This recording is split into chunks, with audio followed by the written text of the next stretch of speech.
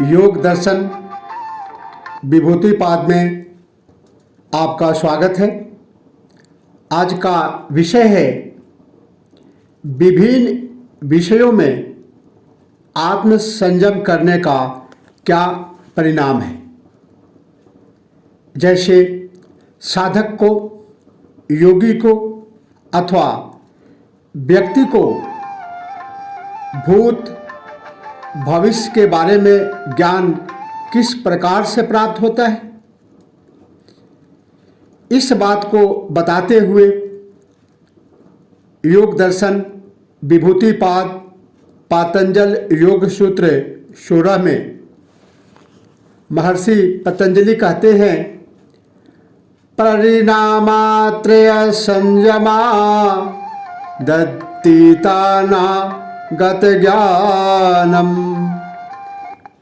परिणाम त्रय संयमात अतीता आगत ज्ञानम, अर्थात उक्त तीनों परिणामों में संयम करने से भूत और भविष्य का ज्ञान हो जाता है। सृष्टि के निर्माण का निश्चित क्रम है तथा एक निश्चित प्रक्रिया है। उसका सारा विकास कार्य इन्हीं से एक निश्चित नियम के आधार पर काल के साथ होता है। यदि मनुष्य को इसकी जानकारी हो जाए तो वह इस सृष्टि रचना के भूत तथा भविष्य को जान सकता है कि यह सृष्टि आज जैसी है वह पूर्व में कैसी थी तथा भविष्य में कैसी होगी। वैज्ञानिकों ने इस सृष्टि के रहस्यों की महत्वपूर्ण खोज की है कि यह पृथ्वी, सूर्य, चांद, तारे, ग्रह, उपग्रह कैसे व कब बने तथा भविष्य में इसका स्वरूप क्या होगा।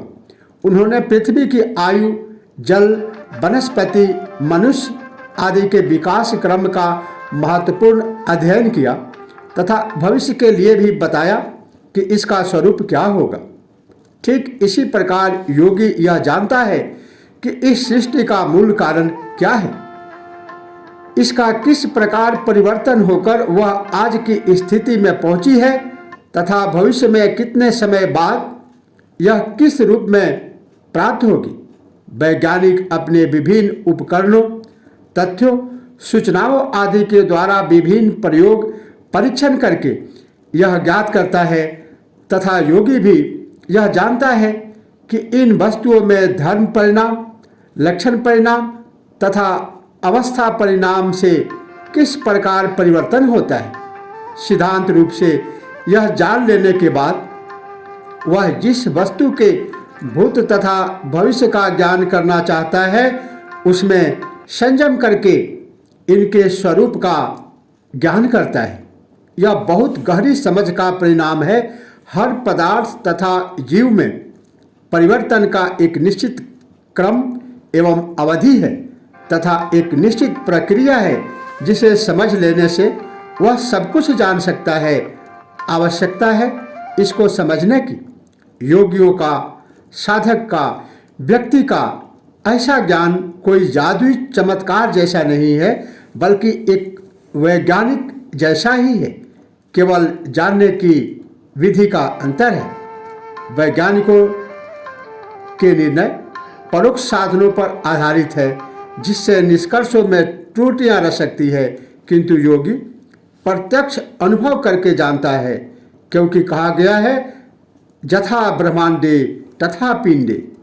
जो ब्रह्मांड में जो शक्तियां हैं वो हमारे शरीर में भी है और उन शारीरिक शक्तियों को जान करके, उन आध्यात्मिक शक्तियों को जान करके जब हम आत्म संयम के द्वारा